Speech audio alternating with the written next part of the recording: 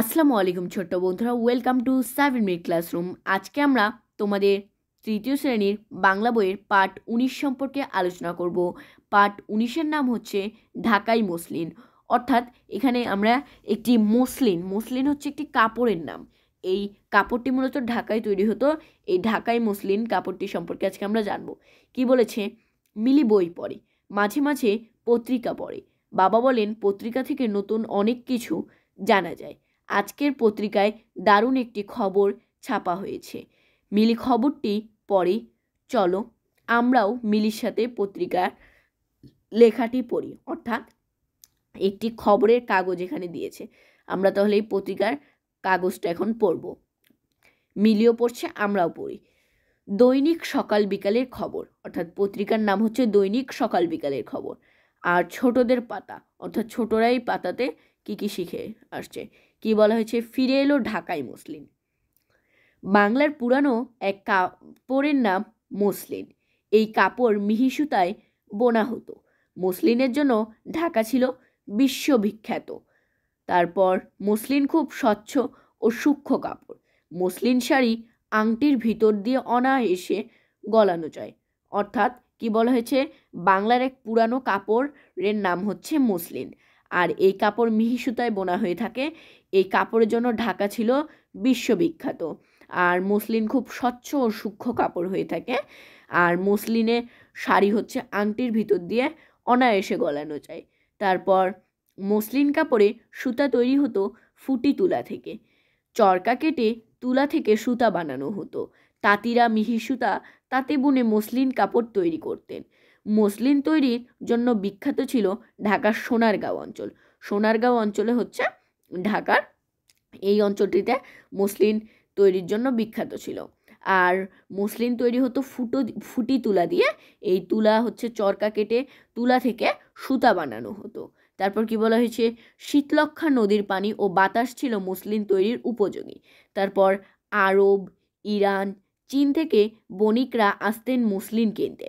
এক সময়ে কাপড়ের বাজার দখল করে নেয় কারখানার কাপড়। প্রতিযোগিতায় টিকতে না পেরে হারিয়ে যায় মসলিন। মজার ব্যাপার হলো আবারও ফিরে এসেছে মসলিন। গবেষক ও বিজ্ঞানীরা মিলে তৈরি করছেন নতুন মসলিন। মসলিন আমাদের ঐতিহ্য, অর্থাৎ আমরা কিন্তু মসলিন কাপড় সম্পর্কে জানলাম। এই মসলিন কাপড় ঢাকায় খুব বিখ্যাত ছিল, এই কারণে বলা হচ্ছে ঢাকাই মসলিন। আমরা কিন্তু খুব সুন্দরভাবে জানলাম। এখন আমরা কিছু শব্দের অর্থ জানব। কি বলা হয়েছে? মিহি। মিহি শব্দের অর্থ সরু, সূক্ষ্ম। তারপর বিশ্ববিখ্যাত শব্দের অর্থ দুনিয়া জুড়ে সুনাম আছে এমন। তারপর স্বচ্ছ শব্দের অর্থ পরিষ্কার, নির্মল। তারপর গলানো শব্দের অর্থ প্রবেশ করানো।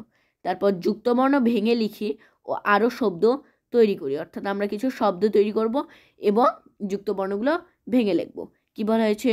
স্বচ্ছ, চয় ছ, চ যোগ ছ, কচ্ছপ। আমরা আরও কি দিতে পারি? আমরা দিতে পারি তুচ্ছ। তারপর কি বলা হয়েছে? সূক্ষ্ম। এটি কি বলো দেখি? এটি হচ্ছে 3টি শব্দ দিয়ে হয়েছে। ক যোগ মূর্ধন্য স যোগ ম, তীক্ষ্ণ। আমরা আরও কি দিতে পারি? আমরা দিতে পারি বিভিন্ন শব্দ রয়েছে, তোমরাও ভাবো আমার সাথে সাথে। আমরা দিতে পারি লক্ষ্মী। তারপর শীতলক্ষ্যা। শীতলক্ষ্যা দিয়ে কি বলা হয়েছে? ক স, ক যোগ মূর্ধন্য স। তারপর লক্ষ্য আমরা দিতে পারি। আমরা কিন্তু আরও শব্দ দিতে পারি। কি হতে পারে বলো দেখি? এটি আমরা দিব কক্ষ। তারপর বিজ্ঞানী, এটি হচ্ছে বর্গীয় জ যোগ ইয়, এটি দিয়ে শব্দ দিয়েছে বিজ্ঞপ্তি, আমরা দিতে পারি বিজ্ঞান। তারপর অঞ্চল, এটা কি? ইয় যোগ চ, একটি শব্দ দিয়েছে চঞ্চল, আমরা দিতে পারি কি বলো দেখি? আমরা দিতে পারি 50। তারপর কথাগুলো বুঝে নিই। কি বলা হয়েছে? ফুটি তুলা।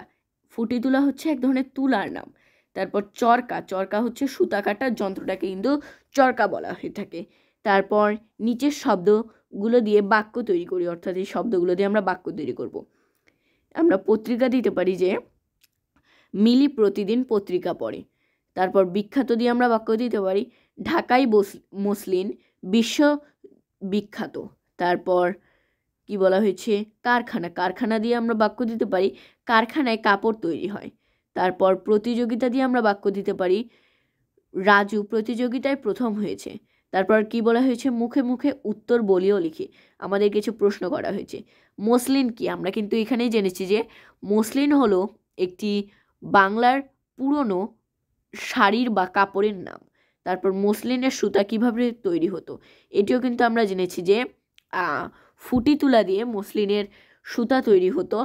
ফুটি তুলা চরকা দিয়ে কাটায় হচ্ছে মসলিনের সুতা তৈরি হতো। তারপর কারা মসলিনের তৈরি কাপড় কিনতে আসতেন, এটিও কিন্তু আমরা জেনেছি যে আরব, ইরান এবং বিভিন্ন বণিকরা মসলিনের তৈরি কাপড় কিনতে আসতেন। তারপর মসলিন কেন হারিয়ে গেল, এটি বলো দেখি। মসলিন কেন হারিয়ে গেল? মসলিন হারিয়ে গেল, আমরা দিতে পারি মসলিন হারিয়ে গেল কারণ বিভিন্ন কারখানার কাপড় আসার কারণে মসলিন টিকে থাকতে পারেনি, এ কারণে মসলিন হারিয়ে গেল। তারপর কি বলা হয়েছে, ডান দিকের বাক্যের সঙ্গে বাম দিকের শব্দ মিল করি, আমরা শব্দগুলো মিল করব। তাঁতি কি বলো দেখি, কাপড় বোনেন যিনি। তারপর বণিক হচ্ছে যিনি বাণিজ্য করেন। তারপর বিজ্ঞানী হচ্ছে বিজ্ঞান বিষয়ে জ্ঞানী ব্যক্তি। তারপর গবেষক কি বলো দেখি, এটি হবে গবেষক যিনি গবেষণা করেন। তারপর ছবি দেখে বাক্য লিখি, আমরা ছবি দেখে বাক্য লিখতে পারি। আমরা দেখতে পাচ্ছি যে একজন কিছু কাপড় তৈরি করছে সুতার মাধ্যমে।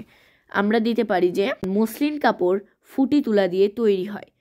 আমরা তারপর লিখতে পারি ফুটি তোলার প্রথমে চরকা ঘুরিয়ে ফুটি তোলা থেকে মসলিন কাপড়ের সুতা তৈরি করে নেওয়া হয়। তারপর আমরা দিতে পারি কি বলো দেখি, সেই সুতা তাঁতিরা বুনে মসলিন কাপড় তৈরি করেন।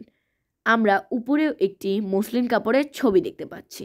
আমরা কিন্তু খুব সুন্দরভাবে এই ছবিটি সম্পর্কে লিখলাম। আজকে এতটুকুই, দেখা হবে এরপরের ভিডিওতে। আল্লাহ হাফেজ।